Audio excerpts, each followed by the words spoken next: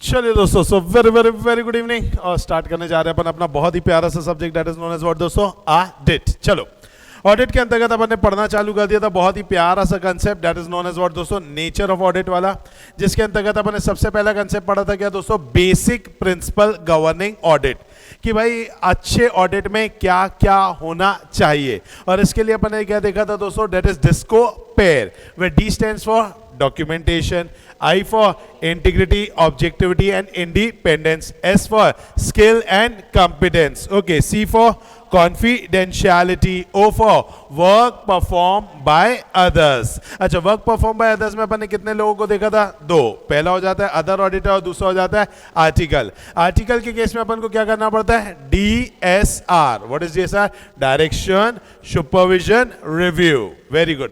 Next हमने concept देखा था दोस्तों, डेट इज अबाउट दी हमारा डेट इज अबाउट दी ओ के बाद था पी फॉर प्लानिंग। एक अगर इफेक्टिव एंड एफिशिएंट ऑडिट आपको करना है तो आपको प्लानिंग करना जरूरी है। अच्छा, प्लानिंग के लिए सबसे पहले अपन क्या समझते हैं? उसका धंधा, फिर समझते हैं धंधा करने का तरीका, और उससे अपन क्या सेट करते हैं? Extent of audit procedures. Okay, next अपन ने पढ़ा था भाई P K A for audit evidence. Audit evidence कैसा होना चाहिए? सफिशिएंट एंड एप्रोप्रिएट होना चाहिए। फिर हमने पढ़ा था internal control and accounting system के बारे में, एंड लास्ट हमने पढ़ा था किसके बारे में? Reporting and conclusion. इससे अपन ने पढ़ा था basic principle governing and audit. अब अपन बात करने जा रहे हैं स्टैंडर्ड्स के बारे में, और उसके अंतर्गत अपन पढ़ेंगे SA200। किसके बारे में? SA200। व्हाट इज SA200 दोस्तों? That is overall objective of independent auditor and conduct of audit in accordance with SAs. Objective अपन ने देखे थे कितने प्रकार के होते हैं? दो। Very good. एक हो जाता है प्राइमरी और एक हो जाता है सेकेंडरी। प्राइमरी ऑब्जेक्टिव एक ऑडिटर का है ओपिनियन देना, opinion on true and fair view. Okay, अगर अपन बात करें सेकेंडरी ऑब्जेक्टिव, तो सेकेंडरी ऑब्जेक्टिव क्या है? Detection of material misstatement, whether due to fraud और वेदर ड्यू टू एरर। समझ में आ गया? तो ये हमारा है प्राइमरी एंड सेकेंडरी ऑब्जेक्टिव। फिर एक कंसेप्ट अपन ने समझा था ऑडिट रिस्क के बारे में। ऑडिट रिस्क क्या हो जाता है दोस्तों? यस, लेकिन रिस्क का मतलब क्या हो जाता है यहाँ पे? ऑडिट रिस्क मतलब गलत ओपिनियन देने का खतरा। ओके, गलत ओपिनियन देने के खतरे के बारे में अगर हम बात करें तो क्या ये ऑडिट रिस्क कभी भी जीरो हो सकता है क्या? नो, ये कभी भी जीरो नहीं हो सकता। हाँ, इट कैन बी मिनिमाइज, और इसे कहां तक लाया जा सकता है? एक्सेप्टेबली लो लेवल तक लाया जा सकता है। अच्छा, एक्सेप्टेबली लो लेवल तक ही ला सकते हैं, जीरो तक क्यों नहीं ला सकते? क्योंकि वहां पे क्या मौजूद है? Inherent limitation. Okay, what are the inherent limitation दोस्तों? नेचर ऑफ फाइनेंशियल रिपोर्टिंग, फिर मैनेजमेंट का एक्ट, फिर हमारे पास टाइम कम रहता है, एंड हमारे पास जो पावर्स है वो कैसी है? लिमिटेड है। ओके, नेक्स्ट हमने बातें किया था दोस्तों, इसी से ही हमने बात किया था ओवरऑल ऑब्जेक्टिव के बारे में। Very good. ओवरऑल ऑब्जेक्टिव क्या है? क्योंकि हमारे SA200 जो है वो बात करता है प्राइमरी और सेकेंडरी की नहीं, वो बात करता है किसकी? ओवरऑल ऑब्जेक्टिव की। तो अगर अपन बात करें भाई यहाँ पर, तो ओवरऑल ऑब्जेक्टिव क्या है? तो वो है टू ऑब्टेन रीजनेबल अश्योरेंस। अच्छा, रीजनेबल है, एब्सोल्यूट क्यों नहीं है? क्योंकि ऑडिट जीरो नहीं हो सकता। तो यहां पर क्या है? ओवरऑल अपन को क्या लेना है? रीजनेबल अश्योरेंस लेना है। तो यहां पर है to obtain reasonable assurance that the financial statements are free from material misstatement, whether due to fraud और whether due to error, thereby enabling an auditor to express opinion that the financial statements are prepared as per applicable FRF and to report and communicate on the matters। ये हमारा क्या है? SA200 का overall objectives. क्या ये सारी बातें याद आ गई? पक्का? चलो, अब इस ऑब्जेक्टिव को अपन को अचीव करना है। यहाँ से आज की क्लास हमारी स्टार्ट हो रही है। अब इस ऑब्जेक्टिव को अगर हमें क्या करना है दोस्तों? अचीव करना है, तो एक ऑडिटर से क्या क्या रिक्वायरमेंट है? तो अब अपन बात करने वाले रिस्पॉन्सिबिलिटीज ऑफ ऑडिटर की। उससे पहली चीज़ बात की जा रही है भाई, एक ऑडिटर से हमें रिक्वायरमेंट है, कैसी रिक्वायरमेंट है? Ethical requirement. So what is ethical requirement? हम चाहेंगे कि ऑडिटर के अंतर्गत कुछ गुण तो होने चाहिए, उन्हें अपन क्या नाम देते हैं? Ethical requirement. कुछ गुण के नाम पर बोला गया भाई, बीइंग एन ऑडिटर हम आपसे चाहेंगे कुछ बेसिक गुण के बारे में। वो बेसिक गुण है IOCP2+ इंडिपेंडेंस। पूरे गुण सर्वगुण संपन्न बेटा हर कोई नहीं होता। अच्छा, नाटक की बात अलग है, बट फिर भी सर्वगुण संपन्न हर कोई नहीं होता। तो इसीलिए यहां पर बोला गया SA200 ने कि भाई कम से कम कुछ गुण होने चाहिए, और वो गुण कौन कौन से होने चाहिए? IOCP2 plus independence, where I stands for integrity, objectivity, फिर है confidentiality, professional competence, professional behaviour and independence. और इंडिपेंडेंस दोनों से चाहिए, इंडिपेंडेंस बाय माइंड भी चाहिए और इंडिपेंडेंस बाय अपीयरेंस भी चाहिए हमें। समझ में आ गया? दूसरी रिस्पॉन्सिबिलिटी क्या है ऑडिटर की? दूसरी रिस्पॉन्सिबिलिटी है भाई स्केप्टिज्म होना चाहिए। So what is scepticism? An attitude having questioning mind, शकी दिमाग, मम्मी का दिमाग। किसका दिमाग चाहिए बेटा? मम्मी का दिमाग। क्या मम्मी हर सवाल का जवाब और हर जवाब का एक सवाल बना देती है? यस दोस्तों, तो यही है एन एटीट्यूड हैविंग व्हाट दोस्तों? Questioning mind. क्वेश्चनिंग माइंड का मतलब यहाँ पर क्या है दोस्तों? कि यहाँ पर आपको क्या करना है दोस्तों? आपको ऐसा एटीट्यूड रखना है कि भाई आप यहाँ पर हर एक सवाल पर क्या उठा सके दोस्तों? हर एक जवाब पर क्या उठा सके? सवाल उठा सके। इस तरीके का आपको अपना वर्किंग रखना है। समझ में आ गया? तो ये होना चाहिए, that is an attitude having which mind दोस्तों? बताइए, क्वेश्चनिंग माइंड। समझ में आया आपको? पक्का? अच्छे से? ओके।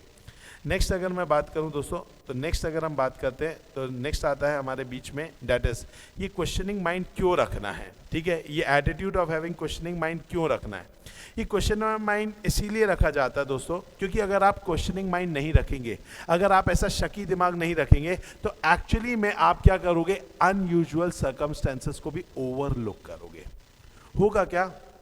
बहुत सारे सर्कमस्टेंसेस आपको दिखेंगे जो अनयूजुअल होंगे, जैसे कि फॉर एग्जाम्पल मान लीजिए मैंने अभी अभी 20 आईफोन खरीदे, ठीक है?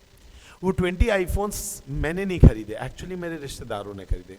कुछ बुआ ने खरीदे, कुछ मासी ने खरीदे, कुछ मामे ने खरीदे, कुछ फूफे ने खरीदे, सब ने मिला करके 20 आईफोन खरीदे। अच्छा, मेरी फर्म के नाम से हमने उस आईफोन को क्या किया? उन्हें लेने दिया। क्यों लेने दिया? जीएसटी बचता है। आज लाख रुपए का आईफोन आता है तो सीधा सीधा 18% किस में चला जाता है बताइए? जीएसटी। मैं बोलता हूँ अपने मामा जी को, भैया आईफोन आपको लेना है अपने बच्चों के लिए, आप काहे के लिए इतना पैसा खर्चा करो? 1 लाख रुपए आपको तो पे करना ही है, आप मेरी फर्म के नाम से पे कर दो, आपको क्या बच जाएगा? जीएसटी। मेरे मामा जी भी सोचते हैं मेरा भांजा कितना अच्छा है, लेकिन उसके पीछे अपना भी एक कहानी है। अपन को क्या बचेगा बताइए? अपन को इनपुट तो लेंगे, वो तो अपना आना जाना वो तो गवर्नमेंट को जाना है, वो नहीं बचेगा। अपने को मेन बचेगा डेप्रिसिएशन।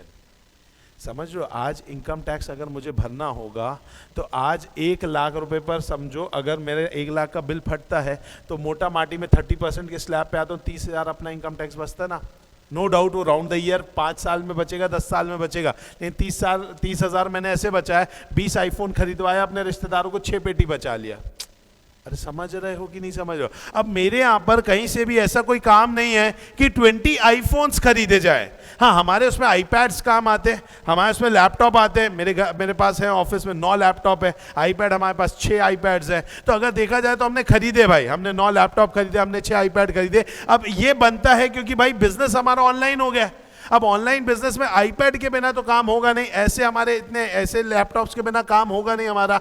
तो भाई यहां पर हमने ये खरीदा, ये जस्टिफाइड है। बट 20 आईफोन खरीदा। अब मान लो सीए अगर प्रोफेशनल स्केप्टिज्म नहीं लगाएगा, मेरे से आके बोलेगा भैया ये 20 आईफोन क्यों खरीदे? मैं बोलूंगा भाई खरीद लिए, बस हमारे स्टाफ को बांट दिए, फोन कॉलिंग चलती रहती है, 5 टेलीकॉलर बैठाए जो दिन भर फोन करते हैं, हमने आईफोन दे दिया उनको, iPhone 12 pro max 13 pro max दिया।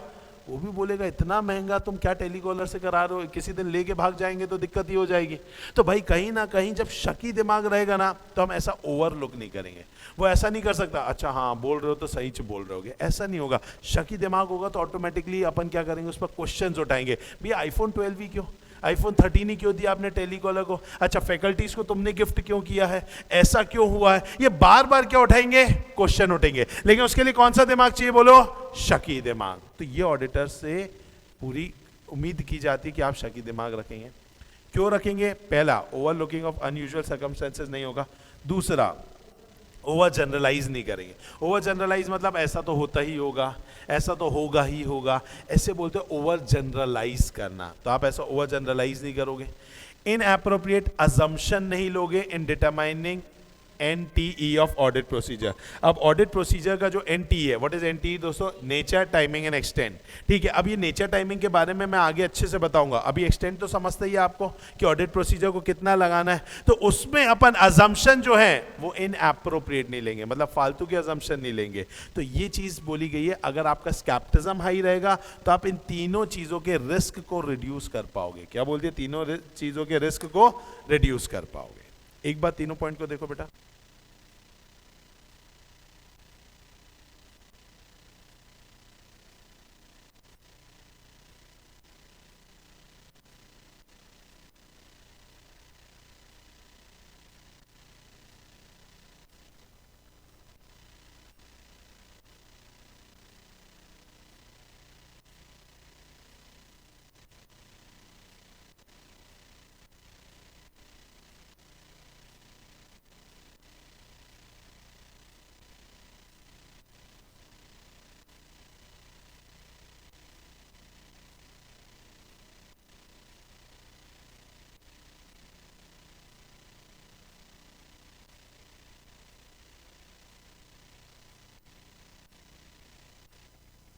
चलिए रीड कर लिया होगा।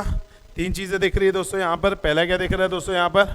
Overlooking unusual circumstances, overgeneralising नहीं करेंगे आप, और इनएप्रोप्रिएट अजम्पशंस भी नहीं लेंगे व्हाइल डिटरमाइनिंग व्हाट दोस्तों?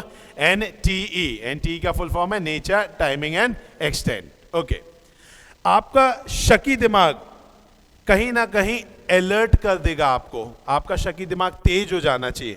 कब तेज हो जाना चाहिए? जब आपको कॉन्ट्राडिक्टरी ऑडिट एविडेंस मिलेंगे। सो व्हाट इज कॉन्ट्राडिक्टरी? यार आपने मुझसे कुछ पूछा, मैंने आपको जवाब दिया, फिर आपने डॉक्यूमेंट्स चेक किया, आपको कुछ अलग ही एविडेंस मिला। मुझसे पूछने पर अलग एविडेंस और डॉक्यूमेंट चेक करने पर अलग एविडेंस, इसे अपन बोलते हैं कॉन्ट्राडिक्टरी। क्या बोलते हैं? कॉन्ट्राडिक्टरी। या फिर आपने मुझसे बोला सर फिक्स्ड डिपॉजिट के रिसीट दिखा दो, मैंने आपको सब फोटोकॉपी दिखाई। क्या दिखाई? मैंने आपको सब फोटोकॉपी दिखाई। तो ऑब्वियस सी बात है ना, रिलायबिलिटी ऑफ डॉक्यूमेंट पर शक होगा आपको कि सर फोटोकॉपी क्यों दिखा रहे हो? एफडी के तो ओरिजिनल होते हैं, सब बहुत संभाल के रखते हैं, क्योंकि फिक्स्ड डिपॉजिट की बात है।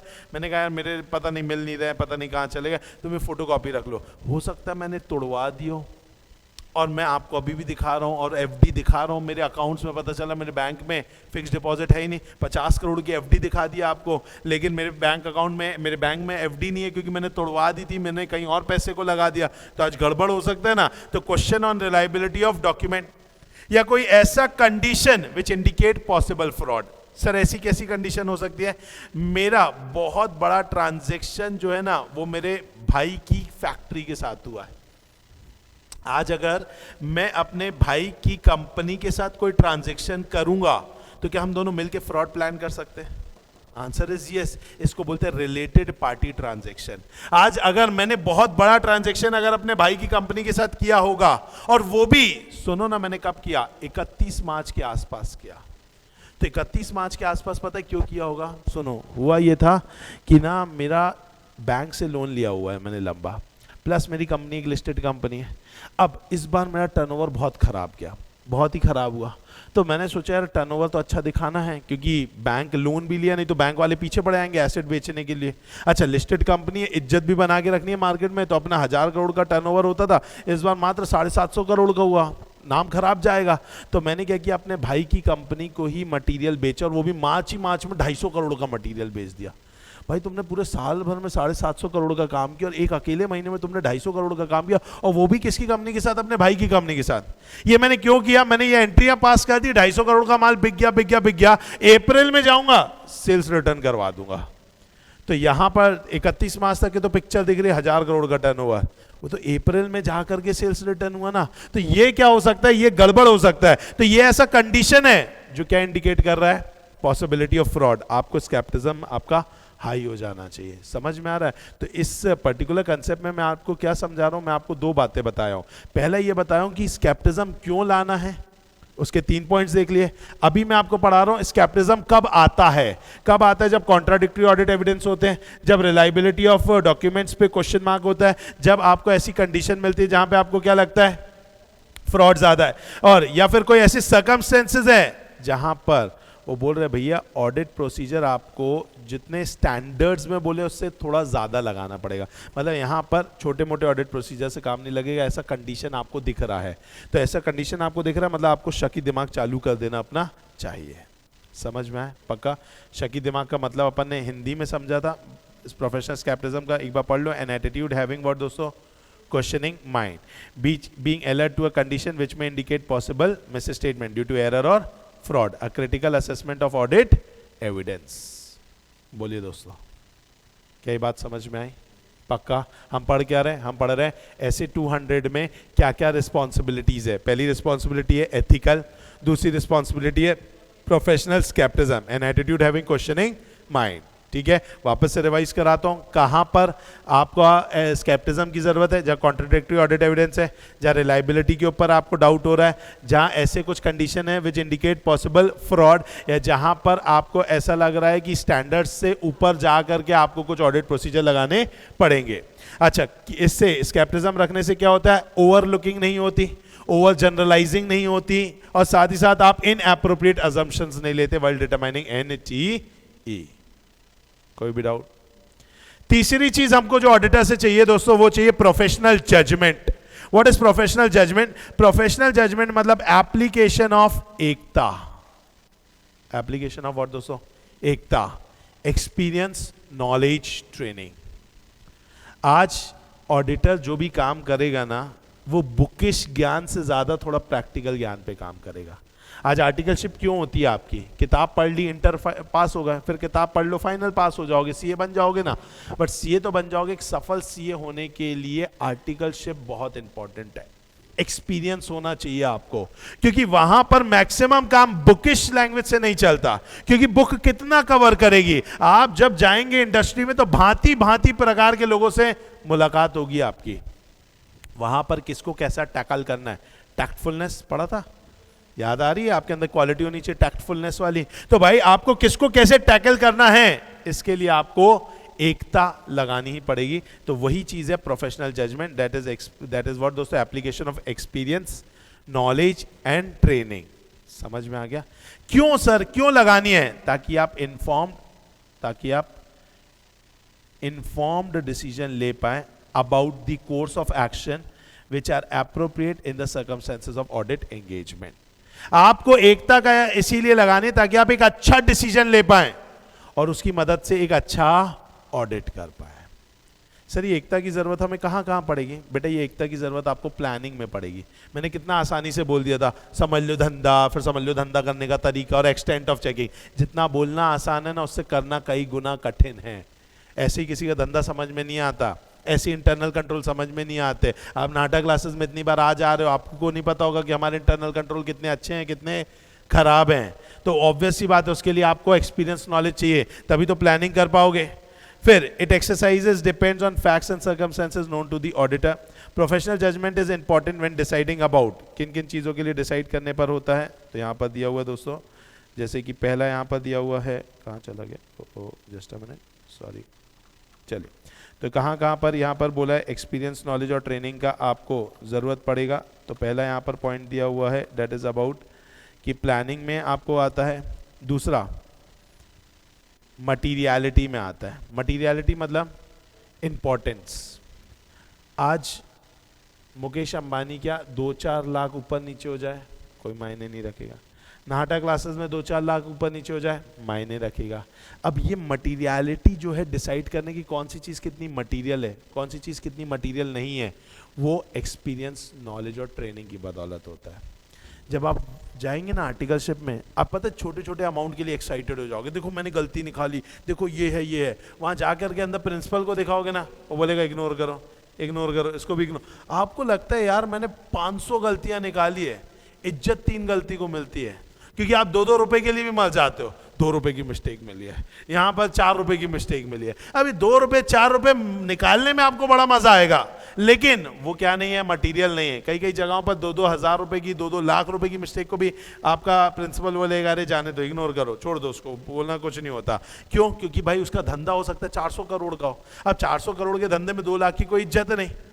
समझ में आएंगे नहीं? तो आप अभी आपका एक्सपीरियंस कुछ नहीं है ना, आपकी ट्रेनिंग कुछ नहीं हुई है, तो आपको वो एक्सपीरियंस, नॉलेज और ट्रेनिंग जब आएगी तो आपको समझ में आएगा मटीरियलिटी कैसे रखनी है, किसको कितना चेक करना है, ये भी आपको अपने दिमाग से यूज करना पड़ता है। जैसे बोलते पीजे, ठीक है, किसको सफिशिएंट बोलते हैं, किसको अप्रोप्रिएट बोलते हैं। आज ये भी तो हो जाता है ना। आज आप मुझे बताइए, जब अपन बात कर रहे थे ऑडिट एविडेंस को लेकर के, तो ऑडिट एविडेंस के अंतर्गत मैं क्या कर रहा था, आप मुझे बोल रहे थे सर ये बैंक का रिसिप्ट देख लो, सर अपन राम से बात कर लेते हैं, तो मैंने किसी चीज को खारिज किया, मैं कहा नहीं राम से अपन बात नहीं करेंगे, अपन बैंक की रिसिप्ट नहीं देखेंगे। क्यों? क्योंकि कहीं ना कहीं आप अलग तरीके से सोच रहे थे, मैं अलग तरीके से सोच रहा था। मैंने कहा यार बैंक की स्लिप देखोगे, वो तो कोई भी बना देता है, राम की बात तो भाई वो कंपनी की सुनेगा तो तुरंत झूठ बोल देगा। तो आज मेरा एक्सपीरियंस नॉलेज कुछ अलग बोल रहा था, आपका कुछ अलग बोल रहा था। तो भाई मेरा जो है इवैल्यूएट करना क्या सफिशिएंट है, क्या एप्रोप्रिएट है, ये किस पर डिपेंड करेगा? प्रोफेशनल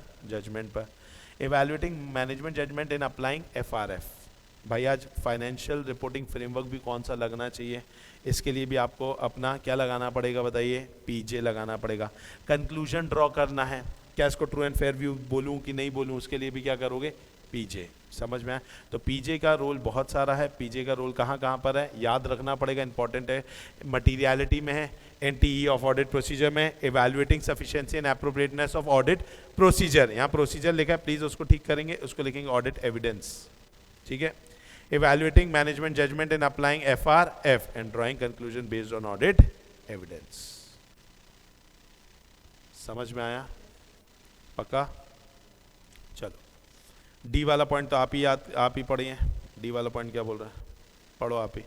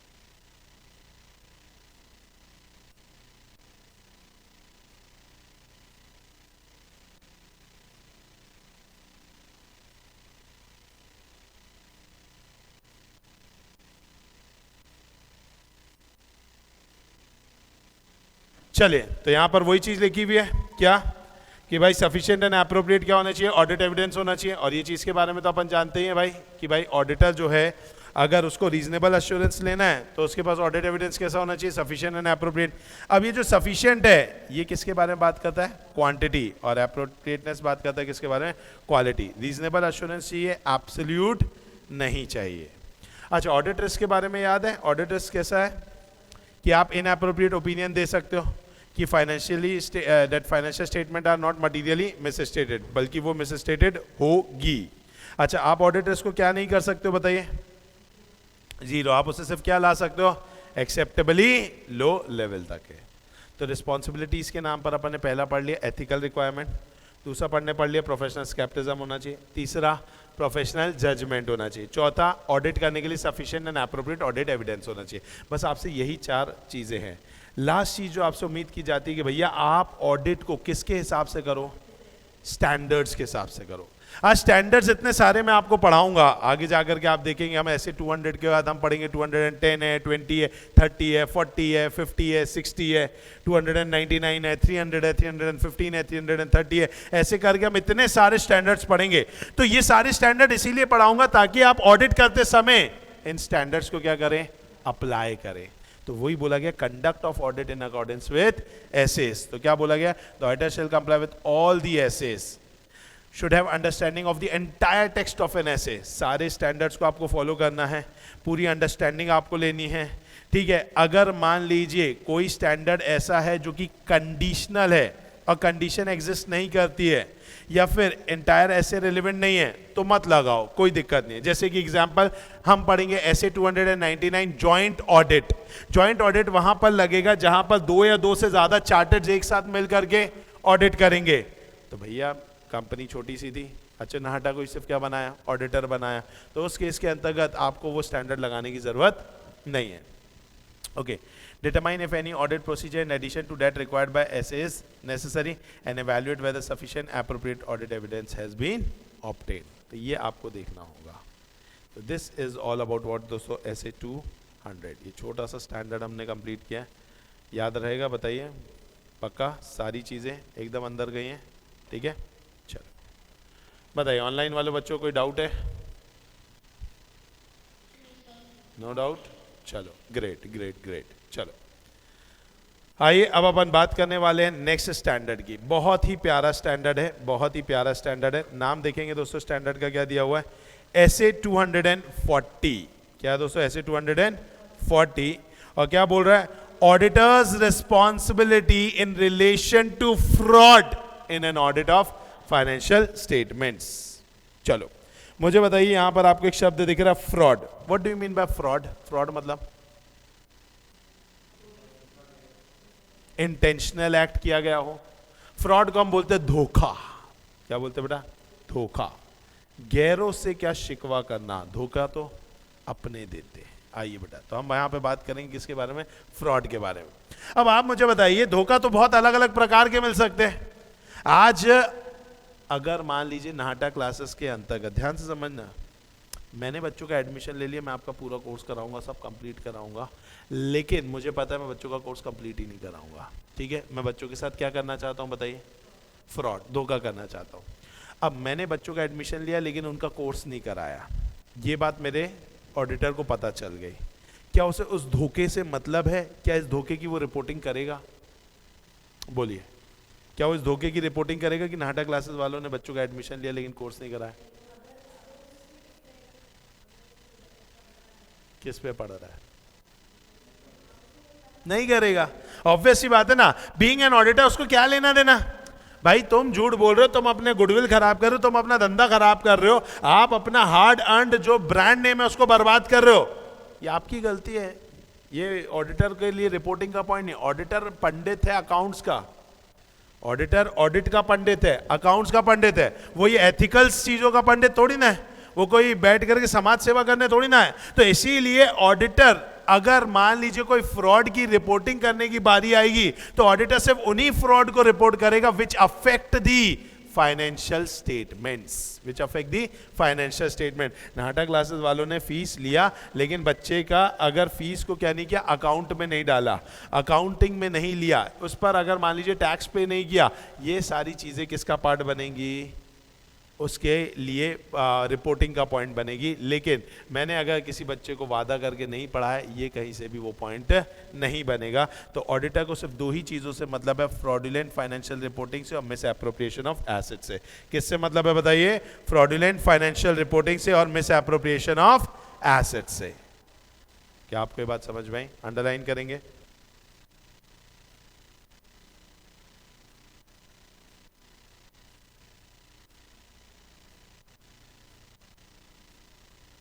आगे क्या लिखा हुआ है यहां पर अच्छे से देखेंगे तो आपको दिखेगा कि फ्रॉड का मतलब क्या होता है। तो यहां पे बताया जा रहा है भाई फ्रॉड मतलब क्या है? Intentional act. कैसा एक्ट है? Intentional act. अच्छा सुनो, फ्रॉड कौन करेगा? अब ऑडिटर वाले फ्रॉड की बात हो रही है, मतलब फाइनेंशियल स्टेटमेंट में फ्रॉड होगा, तो मेरे यहाँ का प्यून कर सकता है ना? बोलो यस। मेरे यहाँ का प्यून कर सकता है ना? अरे फाइनेंशियल स्टेटमेंट में वो फ्रॉड करेगा क्या? प्यून करेगा क्या? Answer is no. भाई वो फ्रॉड कौन प्लान कर सकता है? सिर्फ मैं कर सकता हूं, because I am the owner. मतलब जनरली ये जो फ्रॉड प्लान होगा या तो मेरे द्वारा होगा या तो मेरे से हल्का सा नीचे एक और होता है मैनेजमेंट। मैं हूं बॉस तो मुझे बोलोगे TCWG। क्या बोलोगे मुझे? TCWG। TCWG का फुल फॉर्म है दोज चार्ज्ड विद गवर्नेंस। क्या बोलेंगे? Those charged with governance. Sir क्या बोलेंगे इसे? वापस बोलो, दोज चार्ज्ड विद गवर्नेंस। भाई जिनको अपन ने क्या दिया है? गवर्नेंस का रोल दिया है, तो एकदम बड़े बड़े लोग, बॉस टाइप के लोग, ठीक है, उन्हें अपन बोलेंगे TCWG। जैसे मुकेश अंबानी TCWG है, उसको अपन ने रिलायंस इंडस्ट्रीज का गवर्नेंस दे दिया कि भैया चलाओ अच्छे से रिलायंस इंडस्ट्रीज को, तो वो TCWG है या मैनेजमेंट है। जनरली इन्हीं लोग क्या करेंगे? फ्रॉड प्लान करेंगे। अच्छा, ये फ्रॉड प्लानिंग में सबसे इंपॉर्टेंट चीज होती है यूज ऑफ डिसेप्शन, मतलब चीटिंग करना। क्या करना दोस्तों? चीटिंग करना, ताकि हम इलीगल एडवांटेज ले पाए। क्या ले पाए बताइए? इलीगल एडवांटेज ले पाए। तो व्हाट इज फ्रॉड? फ्रॉड मतलब इंटेंशनल एक्ट जो कि किसके द्वारा किया जाएगा? मैनेजमेंट के द्वारा या फिर TCWG के द्वारा, एम्प्लॉयज के द्वारा, with the use of deception, cheat करना, ताकि वो क्या ले पाए? Illegal advantage. ऑडिटर को कौन से फ्रॉड से मतलब है? दो ही, फाइनेंशियल रिपोर्टिंग वाले, या तो फ्रॉडुलेंट फाइनेंशियल रिपोर्टिंग वाला या फिर मैनिपुलेशन ऑफ एसेट वाला। उसे इन्हीं दो फ्रॉड से क्या है? मतलब है। तो सर बाकी फ्रॉड से किसको मतलब है? बाकी फ्रॉड से मतलब है मैनेजमेंट को। मुझे क्या लेना देना? मैं ऑडिटर हूं, मुझे क्या लेना देना? तो prevention and detection of fraud rest with what दोस्तों? Both TCWG and management. इसके लिए कि वहां पर फ्रॉड ना हो, तो हमारा काम है, मतलब जो ओनर है, जो TCWG है, उसका काम है ऑनेस्टी एंड एथिकल बिहेवियर का माहौल बनाना। क्या बनाना? माहौल बनाना। काहे का? एथिकल बिहेवियर का। To ensure prevention of fraud, management must have a commitment to create a honesty and ethical behaviour. समझ में आ गया? पक्का? सर तो ऑडिटर क्या करेगा? ऑडिटर ध्यान से समझो, ऑडिटर ना सबसे पहले वो एरिया ढूंढेगा कि क्या यहां पे मटेरियल मिसस्टेटमेंट हो सकता है क्या। ठीक है, सबसे पहले वो क्या देखेगा कि क्या यहाँ पे रिस्क ऑफ मटेरियल मिसस्टेटमेंट है क्या ड्यू टू फ्रॉड, क्या हो सकता है कि नहीं हो सकता है। अब सुनो, लिखना नहीं है, ध्यान से सुनो। अगर मैं बात करूं सर वो कैसे पता करेगा कि यहाँ पे रिस्क ऑफ मटेरियल मिसस्टेटमेंट हो सकता है। एग्जाम्पल, प्लानिंग के दौरान पे इंसान क्या समझता है? पहले धंधा, फिर समझता है धंधा करने का तरीका। नाटा क्लासेस का आप धंधा एनालाइज करो। हमारे धंधे में ऐसा है कि बहुत सारे बच्चे आते पैसा देते और क्या करते? क्लासेस पढ़ते। जनरली ये जो पैसा भी आता है वो बैंक में आता है कि कैश में आता होगा? सोचो, ज्यादातर किस में आता होगा? बैंक की कैश? कैश में आता है। ज्यादा पैसा किस में आता है दोस्तों? कैश में आता है। बैंक अभी अभी वो यूपीआई अभी अभी के चलन में ना, लेकिन इससे पहले तो पापा मम्मी लोग बोलते थे भैया ये कैश ही पकड़ो, ठीक है, क्योंकि उनको भी तो अपना 2 नंबर का पैसा इधर उधर करना है, ऑब्वियस सी बात है। तो ऑन दैट बेसिस अब 50,000 की फीस है तो बोलते थे भैया ठीक है, कोचिंग क्लासेस चला रहे, रेपुटेटेड है, ब्रांड नेम है, तो भैया 50,000 किस में भिजवा दिए? कैश में ही भिजवा दिए। अब हमारा आता है किसमें? कैश में आता है। अब हमारा क्योंकि कैश में आता है तो हमारे यहाँ पर ना एक ही आदमी जो सब मैनेज करता है, वही कैश लेता है, फॉर्म भरवाता है, आई कार्ड देता है, बुक देता है, अटेंडेंस लेता है, वही पूरा मैनेज करता है। अब मुझे बताइए यहाँ पर क्या फ्रॉड होने की गुंजाइश है या नहीं है? बिल्कुल है फ्रॉड होने की। अच्छा, एरिया आपने पता कर लिया कहाँ पर फ्रॉड हो सकता है? कैश में, क्योंकि पहला कैश अपने आप में ही बहुत ज़्यादा क्या है बोलना चाहिए, बहुत ज़्यादा सेंसिटिव पॉइंट हो जाता है किसी भी बिजनेस का, क्योंकि उसको हिलाना डुलाना बहुत आसान है। और दूसरी चीज़, एक ही आदमी सब कुछ मैनेज कर रहा है तो आराम से हो सकता है। तो आप समझ लो, तो कहीं ना कहीं पहला काम होगा आइडेंटिफाई करना एंड असेस करना रिस्क ऑफ मटेरियल मिसस्टेटमेंट को, कि क्या यहाँ पर रिस्क ऑफ मटेरियल मिसस्टेटमेंट है क्या। हिंदी में देखो, रिस्क ऑफ मटेरियल मिसस्टेटमेंट क्या वहाँ पर है, तो पहले अपन आइडेंटिफाई करेंगे। आइडेंटिफाई करने के बाद अपन एविडेंस अब कलेक्ट करेंगे कि क्या वाकई में मिसस्टेटमेंट है या नहीं है। माना एक ही आदमी मैनेज करता है, लेकिन भैया इनका सारा काम बहुत प्रॉपर है। वो आदमी आज कैश लेता है लेकिन कल बैंक में डिपॉजिट करता है। किसी भी बच्चे को बिना फी रिसिप्ट के काम नहीं होता। आई कार्ड में ओनर के साइन होते हैं, डायरेक्टर के साइन होते हैं। ये सारा कुछ हमारा सिस्टम बना हुआ है। भले ही आदमी एक करता है लेकिन पूरा मैनेजमेंट टाइट है। तो उसने क्या ऑब्टेन किया? Audit evidence. ऑडिट एविडेंस उसने ऑब्टेन किया तो उसे लगा कि हाँ सब कुछ ठीक है। जब उसे लग गया सब कुछ ठीक है तो वो धीरे धीरे आगे बढ़ जाएगा। उसे लगा नहीं नहीं नहीं यार यहाँ पर तो बहुत ही झोलझाल है, डायरेक्टर भी ध्यान नहीं देता कौन कैश ला रहा है, कितना जा रहा है, किसके हाथ में जा रहा है, कोई यहाँ पर हिसाब किताब नहीं है। क्योंकि बस वो बंदा आता है रात को आता है, सर आज की 3 लाख रुपए की कमाई, बस 3 लाख रुपए दे दिए छोड़ दिया। किससे आए, कितने आए, किसकी पहली इंस्टॉलमेंट ड्यू, किसकी सेकेंड आई, किसने पे किया, कुछ हिसाब नहीं रखते इन लोग। और ना डायरेक्टर देखता ना कोई लोग देखता। मतलब यहाँ पर फ्रॉड होने की गुंजाइश ज्यादा है। तो अपन को क्या करना है? पहले अपन ने आइडेंटिफाई करना है risk of material miss statement, दूसरा उसके लिए एविडेंस ऑब्टेन करना है, और फिर तीसरा अपन को उसके हिसाब से रिस्पॉन्ड करना है। क्या करना है? रिस्पॉन्ड करना है। तो ऑडिटर का काम क्या है? यही 3 है। पहले identify and assess the risk of material misstatement, फिर obtain sufficient appropriate audit evidence and respond appropriately. क्या आपको ये बात समझ में आ गई? पक्का? चलो, auditor's responsibility for failure to detect fraud and error. सबसे फेवरेट क्वेश्चन है आईसीएआई का कि अगर ऑडिटर ने फ्रॉड या फिर जो एरर है उसको डिटेक्ट नहीं किया, फेल हो गया, तो ऑडिटर की क्या जिम्मेदारी है? तो पहली चीज, ऑडिटर की कोई जिम्मेदारी नहीं है। ऑडिटर यहां पर सारे के सारे क्या नहीं ढूंढ सकता? फ्रॉड नहीं ढूंढ सकता, क्योंकि फ्रॉड वैसे भी बहुत ही प्लान्ड मैनर से किया जाता है। आज मैं आपके साथ कभी धोखा करूंगा तो ये बोल सकता हूं बेटा गलती से हो गया था, नहीं ना, धोखा तो बड़ा प्लान्ड वे पे किया जाता है। तो ऑब्वियस ही बात है, अब जब धोखा करा जाएगा तो ऑब्वियस ही बात है इतना प्लान्ड वे से किया जाएगा तो कि शायद ऑडिटर जो है वो पता ना कर पाए। तो इसीलिए यहां पर बोल दिया गया कि भैया ऐसा है कि जो रिस्पॉन्सिबिलिटी है for the prevention detection of fraud वो किसकी है? मैनेजमेंट की है। मैनेजमेंट को इसके लिए क्या लगाना पड़ेगा? एक अच्छा इंटरनल कंट्रोल। ठीक है, अच्छा इंटरनल कंट्रोल अच्छा लगाने पर भी आप सोचो कि पूरे फ्रॉड एलिमिनेट हो जाए, तो ऐसा होने वाला नहीं है। समझ में आ गया? अच्छा, और ऑडिटर भी सारे फ्रॉड पता नहीं कर सकता है, इसलिए ऑडिटर को सिर्फ क्या लेना है बताइए? Reasonable assurance. अपन उससे बोल ही नहीं रहे कि तुम कौन सा अश्योरेंस दो, एब्सोल्यूट दो। Due to inherent limitation there is a possibility that material misstatement resulting from fraud or error may not be detected. An auditor cannot be charged for non-adherence of basic principle in the following circumstances: subsequent discovery of material misstatement resulting from fraud, या failure to disclose the affairs of the company kept out and concealed from him. अब जो उसको नहीं बताया वो उसके लिए कैसे जिम्मेदार हो सकता है? तो मैनेजमेंट की गलती है। या फिर अगर बाद में कोई मटेरियल मिसस्टेटमेंट पकड़ में आया तो वो भी क्या कर सकता है? बाद में पकड़ में आया ना, उस समय तो नहीं था। अब इसके लिए आप ऑडिटर को क्या नहीं कर सकते?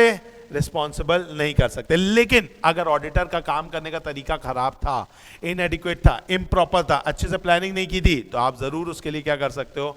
ऑडिटर को रिस्पॉन्सिबल कर सकते हो।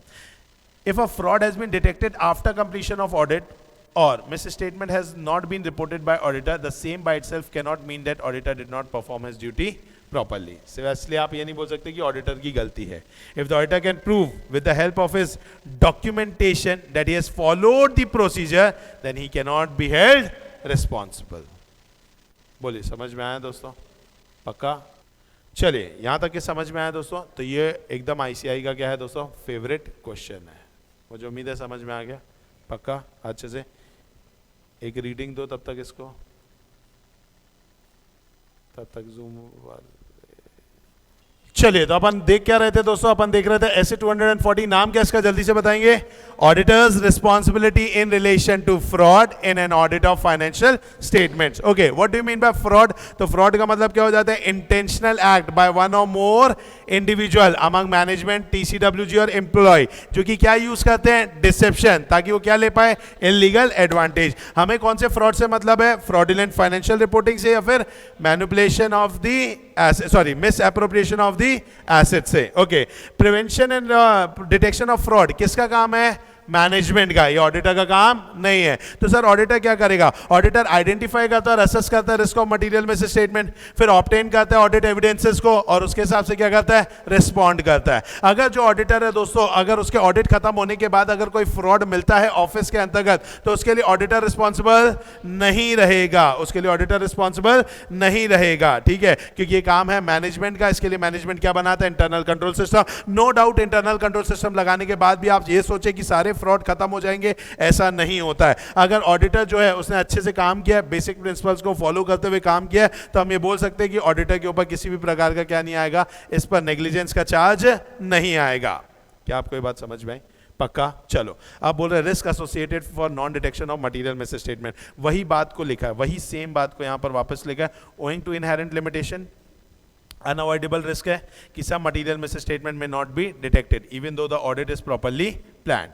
The risk of not detecting material misstatement resulting from fraud is higher than not detecting from error. ये मुझे समझ नहीं आया, क्या बोल रही है? The risk of not detecting a material misstatement from fraud is higher than the risk of not detecting one resulting from error. मतलब एरर को पकड़ना आसान है कि फ्रॉड को पकड़ना आसान है? बोलो। एरर को पकड़ना आसान है, फ्रॉड को पकड़ना मुश्किल है। तो वो यही बोल रहे हैं कि भाई आप फ्रॉड को ना पकड़ पाए, ये चांसेस ज्यादा हैं, एरर तो आराम से फिर भी आप पकड़ सकते हैं। This is because fraud may involve sophisticated and carefully organise scheme design to conceal it such as forgery. समझ में आए? चलिए नेक्स्ट अगर अपन बात करें, the risk of auditor not detecting a material misstatement from management is greater than for employees. ये नहीं समझ में आया, क्या बोलना चाहता है?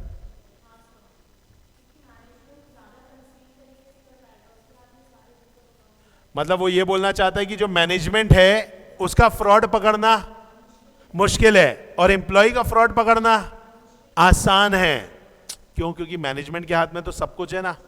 आज अगर मुझे किसी का फी अमाउंट को लेकर के लफड़ा करना है, तो मैं उस बच्चे का नाम भी अलग करूंगा, फी अमाउंट भी अलग करूंगा, बुक्स भी अलग से ला करके रख दूंगा ताकि मैं पकड़ा ना जाऊं। लेकिन अगर मेरा एक एम्प्लॉय को करना होगा तो वो एक ही चीज़ कर पाएगा, कैश उड़ाएगा। वो कैश उड़ाएगा, मैं पकड़ लूंगा, ये बच्चा आ रहा है, इसका फीस का है, फिर तुरंत पकड़ा जाएगा। या मैंने स्टॉक गिना, पकड़ा जाएगा। लेकिन जब मैं करूंगा तो मैं तो सारा कुछ मैनेज करूंगा ना। यस और नो? पक्का? चलो ऑडिटर की ड्यूटी क्या है for prevention and detection of fraud? तो ऑडिटर को क्या करना है? मेंटेन करना है an attitude of professional scepticism throughout the audit. The auditor should recognise the possibility that a material misstatement due to fraud could exist, notwithstanding his past experience of the honesty of the management। समझ में आ गया कि material miss statement जो है, auditor जो है उसे exist, मतलब ये देखना होगा कि भाई उसको पूरे टाइम शकी दिमाग रखना है। ऐसा नहीं पिछली बार तो इन लोग बहुत अच्छे लोग थे, अच्छी ईमानदारी से काम किया, ये सब नहीं सोचना है। ये है कि भैया ये लोग क्या खराब लोग हैं, ये अपन को इसी स्केप्टिज्म के साथ काम करना है। समझ में आ गया? अच्छा, अगर आपको responses of inquiries from management और टीसीडब्ल्यूजी अलग अलग मिली तो ऑडिटर को और अंदर घुस जाना है। तुमने मैनेजमेंट से पूछा, अलग जवाब मिला, टीसीडब्ल्यूजी से पूछा और अलग जवाब मिला, तो ऑब्वियसली बात है आपको क्या करना है, फिर और अंदर तक चेक करना है। ठीक है। अब if condition cause the auditor to believe that document may not be authentic, आपको लग रहा है डॉक्यूमेंट ऑथेंटिक नहीं है या डॉक्यूमेंट मॉडिफाइड है, तो auditor shall investigate further. Auditor को और अंदर तक के इन्वेस्टिगेट करना चाहिए। बोलो आया कि नहीं आया? पक्का? अच्छा, अब नेक्स्ट, अब क्या होगा, ऑडिटर को पता चल गया कि भैया यहां पर है फ्रॉड। ऑडिटर को क्या पता चल गया कि यहां पर क्या, बताइए दोस्तों, फ्रॉड। क्या करेगा ऑडिटर? अब कम्युनिकेट करेगा। भाई अगर एम्प्लॉय का फ्रॉड है तो मैनेजमेंट को बताएगा, मैनेजमेंट का फ्रॉड है तो टीसीडब्ल्यूजी को बताएगा, और टीसीडब्ल्यूजी ने फ्रॉड किया है तो फिर अपनी ऑडिट रिपोर्ट में डालेगा। साथ ही साथ उसको अथॉरिटीज को भी तो बताना पड़ेगा। जीएसटी की चोरी की भाई, मुकेश अंबानी ने 400 करोड़ की जीएसटी की चोरी की, सिर्फ बता दिए शेयर होल्डर को तुम्हारे मैनेजमेंट ने 400 करोड़ की चोरी की। अरे जीएसटी अथॉरिटीज को भी क्या करना पड़ेगा, बताना पड़ेगा ना कि भाई 400 करोड़ का यहाँ पर घपला हुआ है। तो यही चीज बोला, if the auditor has identified a fraud और has indication of what दोस्तों, fraud, the auditor shall communicate that information to management TCWG and some circumstances when so required by law to regulatory and enforcement authorities. If the auditor conclude that it is not possible to continue, अच्छा कई बार क्या होगा, fraud निकला, मैं बोल रहा हूं भैया इसको ठीक कर दो, मैनेजमेंट बोलता है हम ठीक नहीं करेंगे, ऑडिटर बोलता है मैं पॉइंट लिख दूंगा, रिपोर्ट में डाल दूंगा तुमने ये किया है, मैनेजमेंट बोलता है करके बता। इंटिमिडेशन थ्रेट याद आ रहा है भाई, धमकी हमकी मिल जाएगी उसको, फीस नहीं देंगे तुमको, हो गया ना तुम्हारा, इतना काम करके दिया तुमने, पूरा साल भर से काम करो, एक फूटी कौड़ी नहीं देंगे, जो करते बनता कर लो। मैनेजमेंट कुछ भी बोल देगा। आज अगर ऐसा कुछ हुआ तो ऑब्वियस सी बात है, ऐसे केस में अपन को प्रोफेशनली लड़ना नहीं है, अपन उसको नमस्ते बोलो, आगे बढ़ो। तो ऑडिटर को क्या कर देना चाहिए, काम छोड़ देना चाहिए, क्योंकि स्ट्रेस में क्यों रहना। समझ में आ रहा है कि नहीं आ रहा है? मतलब I have seen this thing, like client मुंह पे बोल देता है। अब आ रहा है क्लाइंट का क्या आ रहा है, टैक्स निकल कर गया है, एक क्लाइंट है, मतलब जहां पे मैंने आर्टिकलशिप किया था, अच्छा खासा इनकम है, मतलब 10-12 करोड़ रुपए का इनकम आता है, ठीक है, एडवोकेट है, 10-12 करोड़ रुपए कमाते हैं, 3.5 करोड़ के आसपास का कुछ टैक्स आ रहा था, शायद 10-12 भी नहीं, शायद 15-16 करोड़ था, 3.5 करोड़ के आसपास का टैक्स आ रहा है। बंदा टैक्स पे करने को तैयार नहीं, बोले बेटे की शादी की है उसमें पैसा चला गया, फिर वो फैब इंडिया जाते तो मतलब 2-2 लाख रुपए के फैब इंडिया के बिल है, चश्मा पहनते 50,000 रुपए का, कहीं टूर पे निकल गए, कहीं दुबई चले गए, कुछ भी कर करके पूरा पैसा जीरो है। 12 करोड़ होने के बाद आदमी जीरो पे है।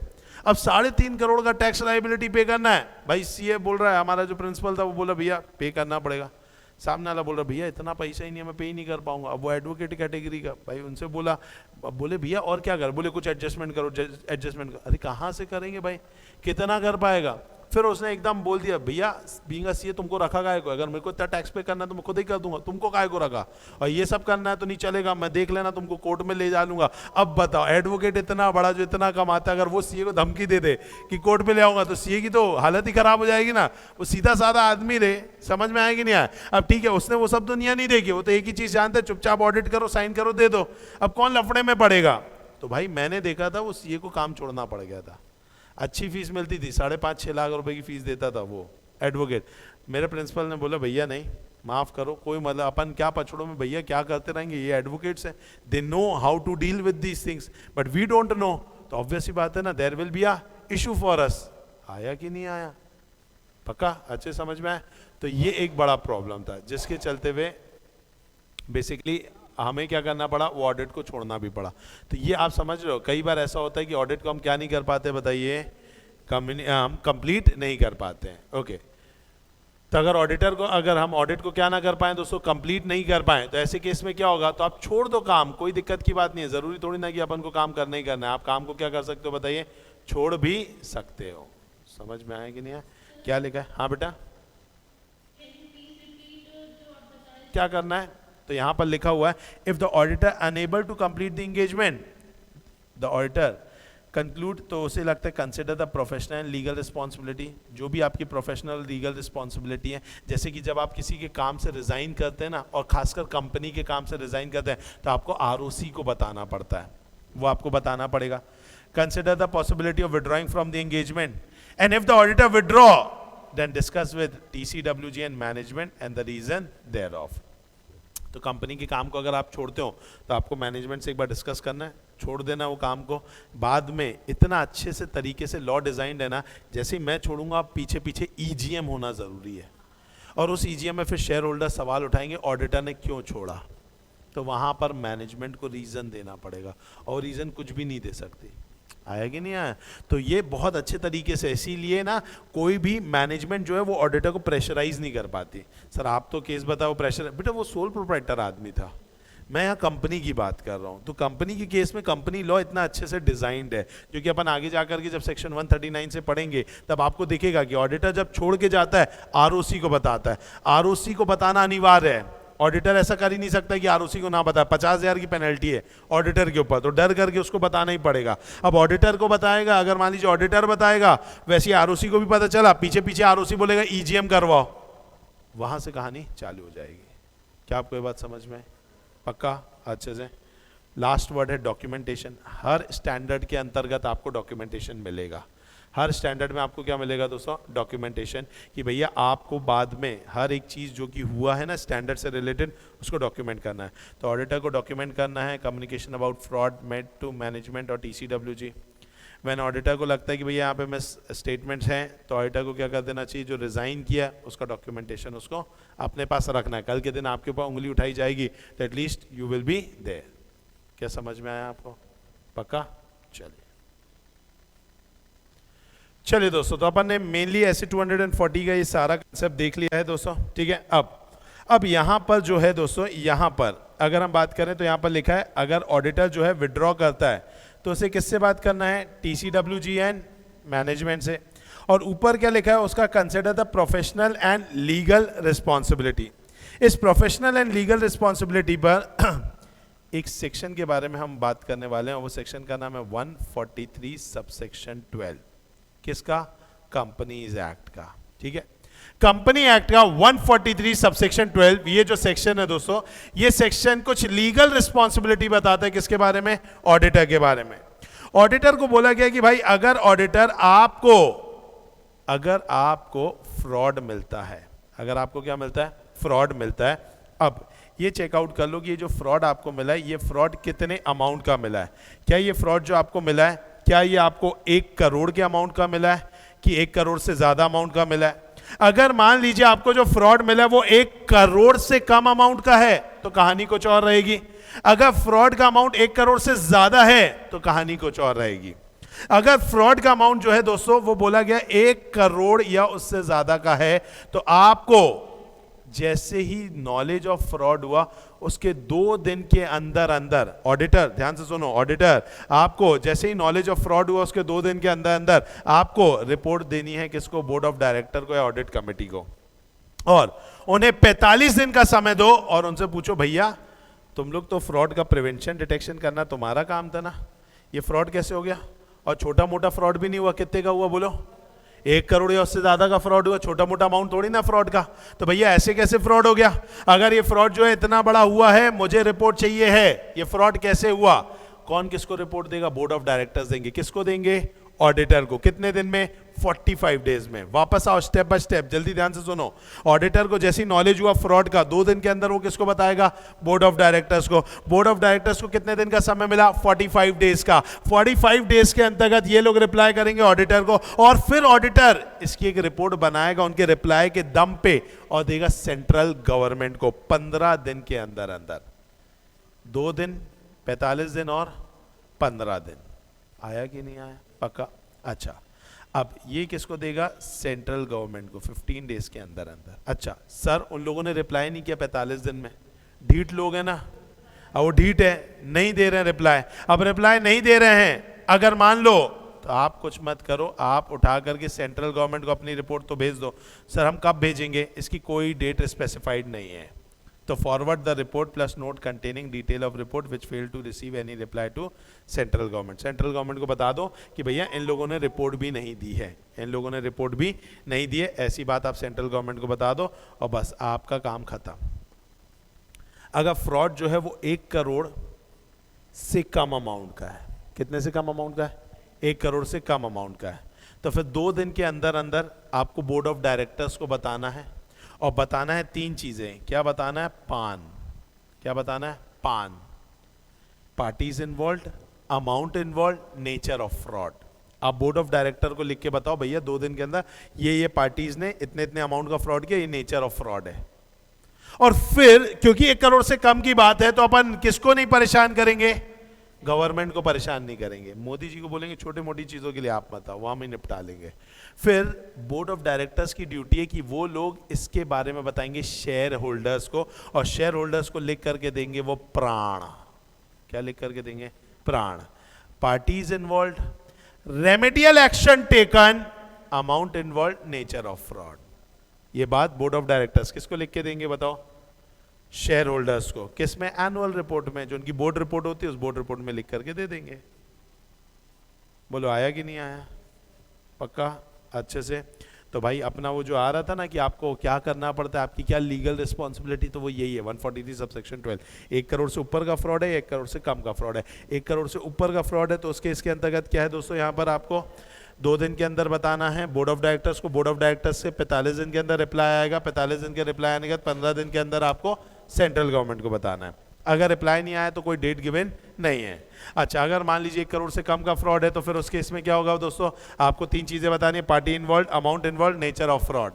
और अगर मान लीजिए दोस्तों फॉर एग्जांपल अब जैसे ये सब आप बताओगे बोर्ड ऑफ डायरेक्टर्स को, तो वो बोर्ड रिपोर्ट के अंतर्गत क्या लिख करके देंगे, प्राण, parties involve, remedial action taken, amount involve और नेचर ऑफ फ्रॉड। बोलिए क्या बोलते पब्लिक, समझ में आया? पक्का? चलिए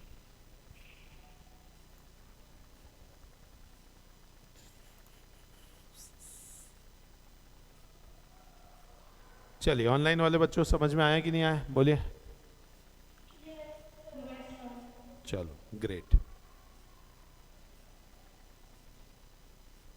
अब इसके बाद की जो बातें लिखी हुई है ये बातें आगे के लेक्चर के थ्रू कवर्ड हो जाएंगी, तो मैं थोड़ा सा आगे बढ़ रहा हूँ और मैं अभी आपसे बात करना चाहता हूँ किसके बारे में, कंसेप्ट्स रिलेटेड टू फ्रॉड के बारे में। ठीक है, ये भी इंपॉर्टेंट है, एग्जामिनेशन में 4 मार्क्स का हम एक्सपेक्ट कर सकते हैं इसी में से।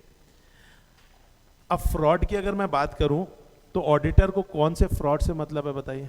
फ्रॉडुलेंट फाइनेंशियल रिपोर्टिंग से और मिस एप्रोप्रिएशन ऑफ एसेट से। अब ये फ्रॉडुलेंट फाइनेंशियल रिपोर्टिंग क्या होती है? फ्रॉडुलेंट फाइनेंशियल रिपोर्टिंग मतलब आपने या तो मैनिपुलेशन ऑफ अकाउंट्स कर दिया, या तो आपने ओमिशन कर दिया, या तो आपने मैनिपुलेशन ऑफ अकाउंट्स कर दिया, या तो आपने ओमिशन कर दिया, या फिर आपने जानबूझ के miss application of accounting principles कर दिए। 3 ही तरीकों से करोगे, ध्यान दो। 3 तरीके होंगे जिससे तुम फ्रॉडुलेंट फाइनेंशियल रिपोर्टिंग करोगे। कितने तरीके? 3। पहला, मैनिपुलेशन ऑफ अकाउंट्स कर दिया। सर कैसे होता है मैनिपुलेट? बेटा परचेज को इन्फ्लेट कर दी, सेल को इन्फ्लेट कर दिया, ठीक है, या फिर परचेज को आपने सप्रेस कर दिया, सेल को आपने सप्रेस कर दिया, कुछ भी कर सकते हो। या फिर आपने क्या कर दिया दोस्तों, आपने आउटस्टैंडिंग लायबिलिटीज प्रीपेड एक्सपेंसेस को एडजस्ट नहीं किया, या फिर आपने कैपिटल के आइटम को रेवेन्यू में डाल दिया, रेवेन्यू के आइटम को कैपिटल में डाल दिया। इसी तरीके से तो आप क्या करोगे, मैनिपुलेशन ऑफ अकाउंट्स करोगे। समझ में आया कि नहीं आया? दूसरा, अगर आप ओमिशन कर सकते हो। ओमिशन मतलब आपने कोई इवेंट, कोई ट्रांजैक्शन को डाला ही नहीं। किसके अंदर नहीं डाला? फाइनेंशियल स्टेटमेंट में। मुझे इस बैच की फीस आई, अपन ने लेके अकाउंट्स में डाला ही नहीं, गड़बड़ कर दिया ना ये। या फिर आपने miss application of accounting principal कर दिया। What is this miss application of accounting principal? Miss application of accounting principal का मतलब हो जाता है कि आपने अकाउंटिंग स्टैंडर्ड्स को गलत कर दिया। जैसे कि फॉर एग्जांपल आपको क्या करना था, AS10, AS10 बोलता है भाई WDV है, SLM है, आपने उठा करके SLWDV कर दिया। समझ में आएगी नहीं? ये हो जाता है इंटेंशनली आपने मिस एप्लीकेशन कर दिया। किसका? अकाउंटिंग प्रिंसिपल्स का। अगर आप इनमें से कुछ भी करोगे तो क्या हो जाएगा? Fraudulent financial reporting. क्या हो जाएगा बोलो? Fraudulent financial reporting. सर पहले तो ये बताइए, इंसान ऐसा करता ही क्यों है? क्यों करता है ऐसा इंसान? टैक्स की चोरी करने के लिए, या फिर डिविडेंड देने के लिए, या फिर डिविडेंड ना देने के लिए। भाई मुझे अपने आप को अच्छा बताना है तो मैं डिविडेंड दूंगा लोगों को। अरे बहुत कमा रहे, बहुत कमा रहे, क्यों बता रहे हैं? ताकि नाम बना रहे ना अपना स्टॉक मार्केट में। समझ, अंदर से खोखले हैं लेकिन बता रहे नहीं नहीं बहुत अच्छा है, ताकि लोग क्या करें? इन्वेस्ट करें। या फिर ऐसा भी हो सकता है कि लोगों को डिविडेंड नहीं देना है तो अपन ऐसा कर रहे हैं, या टैक्स अपन देना नहीं चाहते, या फिर अपन क्या कर रहे हैं, अपन को ना डायरेक्टर लोग हैं, अपन डायरेक्टर लोगों को बोला गया है कि अगर आप ना फाइनेंशियल स्टेट, अगर आपका जो नेट प्रॉफिट अच्छा आएगा तो उसका 10% हम आपको क्या देंगे? रेम्यूनरेशन देंगे। तो नेट प्रॉफिट 100 करोड़ दिखा दे तो रेम्यूनरेशन 10 करोड़ होगा। अगर मान लो 10 करोड़ का है, उसको 100 कर दो तो 10 मिल जाएगा, 10 को 10 ही रहने दिया तो 1 ही मिलेगा। तो जानबूझ के क्या कर रहे हैं अपन? अपना नेट प्रॉफिट बढ़ा रहे हैं। इन कारणों से इंसान क्या करेगा? फ्रॉड करेगा। आया कि नहीं आया? पक्का? जल्दी से देखिए यहां पर 2 चीज।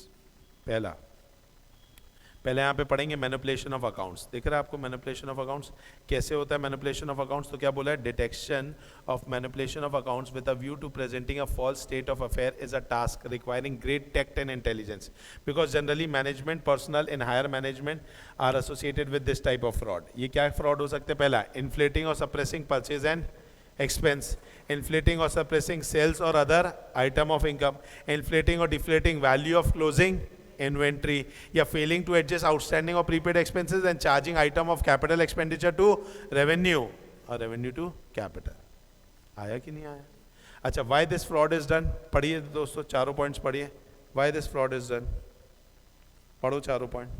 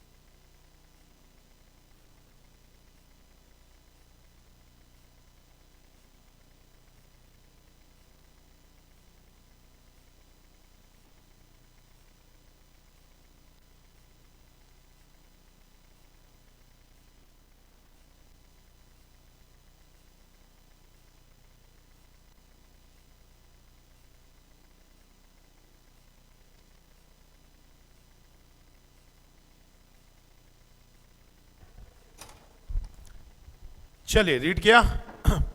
क्यों फ्रॉड करते हैं? पहला, टू अवॉइड व्हाट दोस्तों? इनकम टैक्स, या for declaring a dividend when there are insufficient profit, पैसा है नहीं लेकिन क्या देना है? डिविडेंड देना है, ठीक है। या फिर क्या बोल रहा है दोस्तों? या फिर टू विद होल्ड व्हाट दोस्तों? Declaration of dividend even there is adequate profit, profit है लेकिन डिविडेंड नहीं देना है। या for receiving higher remuneration where managerial remuneration is payable for with reference to profit. समझ में आया? पक्का? अच्छा, एक बार सी पॉइंट के लिए पूछा जा रहा है। सी पॉइंट बेटा किसका? मतलब ये फ्रॉड इज डन, इसका पूछ रहे हैं सी पॉइंट की ऊपर वाले का? बताइए प्रियम, ऊपर की नीचे? ऐसा करके बता दो। वाई फ्रॉड इज डन वाले का, ओके बेटा। इसका मतलब ये है कि आप डिविडेंड को क्या करना चाहते? विदहोल्ड, मतलब आपके पास पैसा बहुत है, आया बहुत है, लेकिन बताना नहीं चाहते हो ताकि आपको क्या ना देना पड़े? डिविडेंड ना देना पड़े। तो वो यही बोल रहे हैं, to withhold declaration of dividend even there is a adequate profit. Sir ऐसा क्यों किया जाता है? This is often done to manipulate the value of shares in stock market to make it possible for selected person to acquire shares at a lower cost. मतलब होगा क्या? अभी ना शेयर का दाम बहुत कम चल रहा है और जानबूझ करके हम भी डिविडेंड नहीं दे रहे हैं ताकि ये थोड़ा कम ही दिखे। थोड़ा और कम दिखेगा ना तो हम सेलेक्टेड लोगों को, मेरे रिश्तेदारों को बोलूँगा अब भी पैसा डाल दो, फिर हम डिविडेंड देंगे, अच्छी अच्छी इंफॉर्मेशन देंगे, फिर हमारा प्राइस बढ़ना चालू हो जाएगा, फिर हमारे जितने भी पहचान वाले हैं उनको क्या होगा? फायदा होगा। समझ में आया कि नहीं है? पक्का?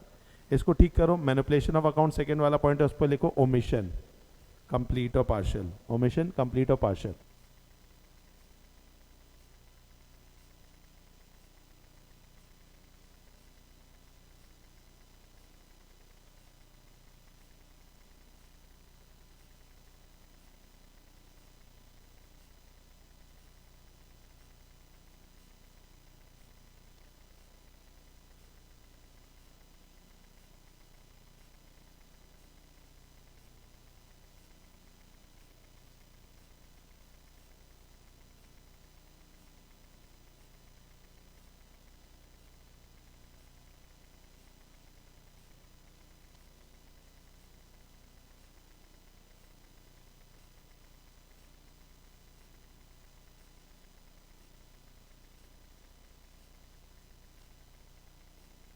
चलिए पढ़ा?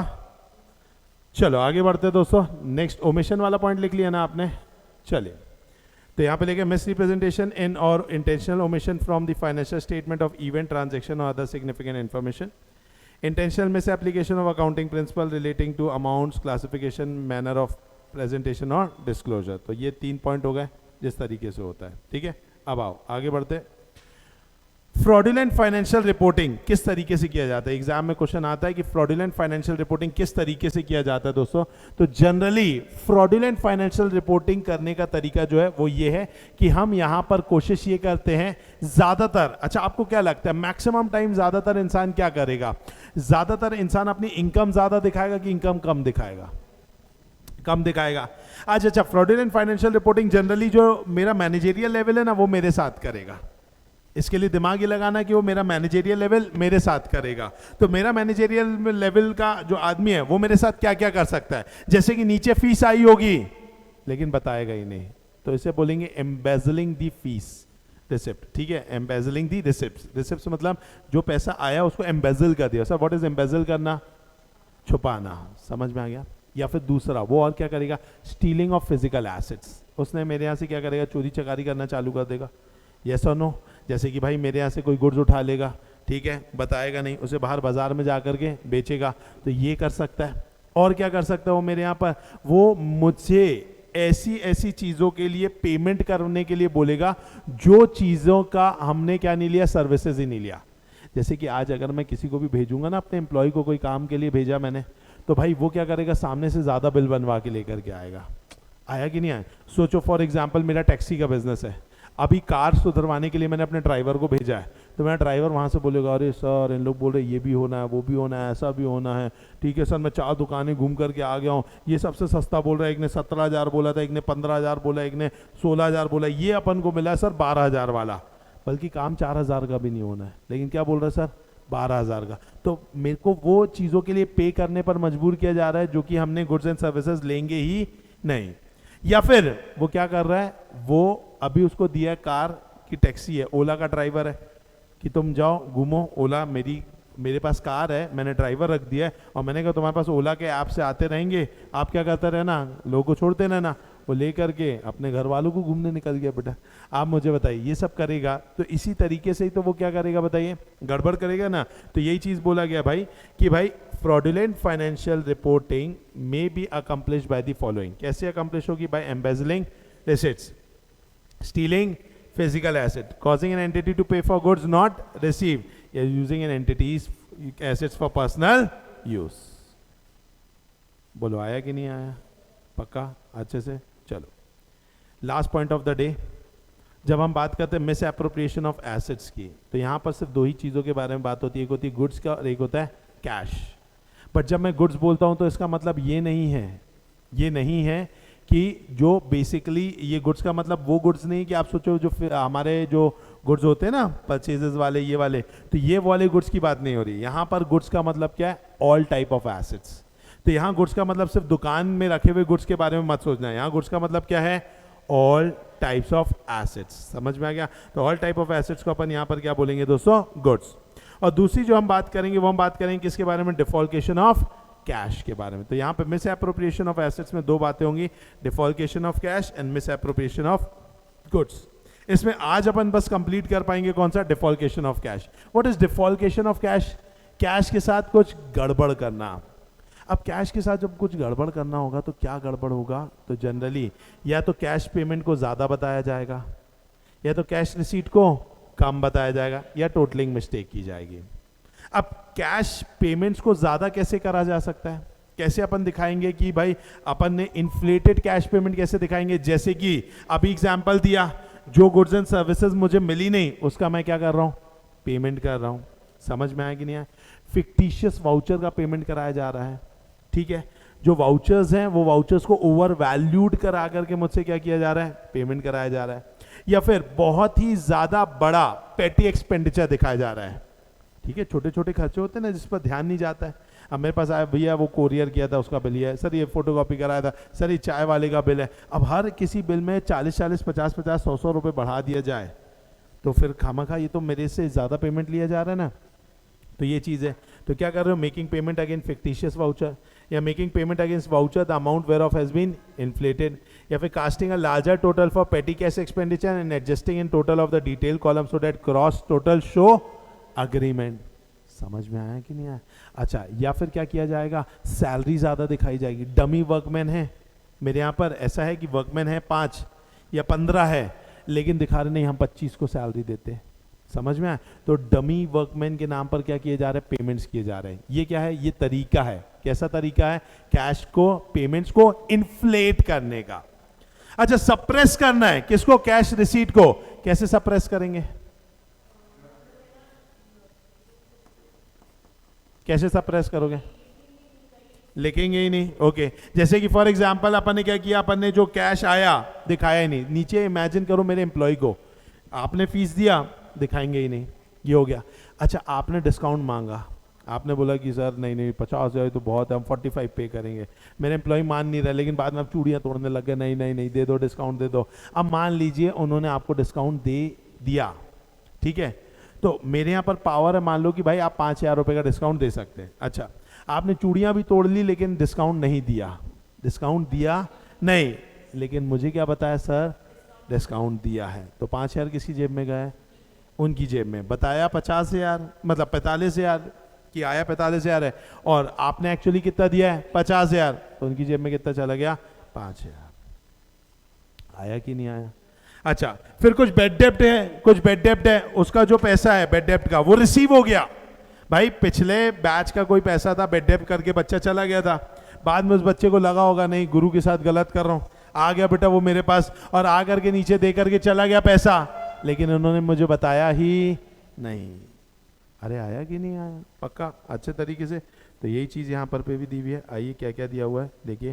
पहला दिया एडजस्टिंग व्हाट दोस्तों? अनऑथराइज्ड और फिक्टिशियस रिबेट, अलाउंसेस और discount, not accounting for cash sales fully, या फिर writing off debt in respect of such balance against which cash has been actually received. Cash पैसा आ चुका है, बट फिर भी बता रहे हैं कि क्या हो गया, बोलो, बैड डेप्ट हो गया है।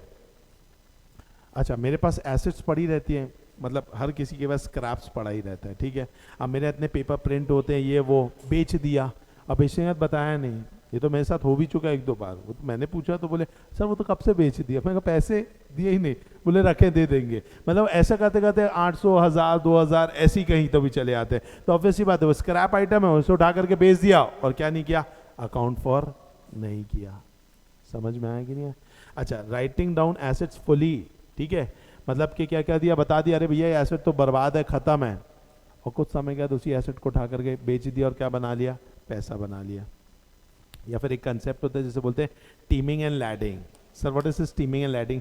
टीमिंग एंड लैडिंग का मतलब ये है दोस्तों कि यहाँ पर हम क्या कर रहे हैं, हम एक की टोपी दूसरे के साथ, दूसरे की टोपी तीसरे के साथ, ये खेल रहे हैं। ये चोरी नहीं है, टाइप ऑफ चोरी है। चोरी नहीं है, क्या टाइप ऑफ चोरी है। आज यहाँ पे 5 बच्चों का एडमिशन हुआ, मैंने नीचे पूछा कितने का बच्चों का एडमिशन हुआ, बोले 4, एक की फीस अंदर रख ली।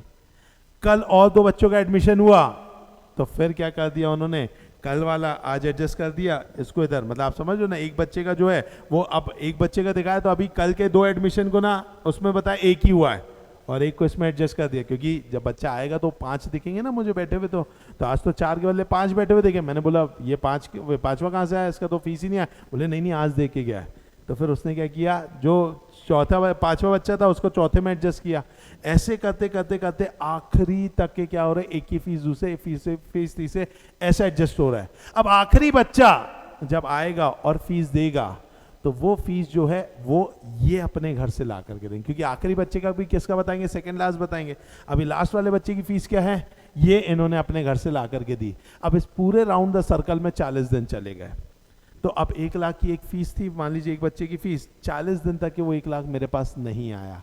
किसके पास रहा, एम्प्लॉय के पास। क्या उसने 40 दिन से 1 लाख का मजा ले लिया? तो ये भी तो एक तरीके से चोरी है ना। आप पैसा किसी का ले नहीं रहे हो, लेकिन आप उसको तुरंत ना दे करके थोड़े समय के बाद दे रहे हो। This is also type of चोरी, and this is known as what दोस्तों, teeming and lading. Amount receive from a customer being misappropriated, also to prevent its detection, money received from another customer subsequently being credited to the account of customer who has paid earlier. समझ में आया कि नहीं आया? Similarly, money received from the customer who has paid thereafter being credited to the account of second customer.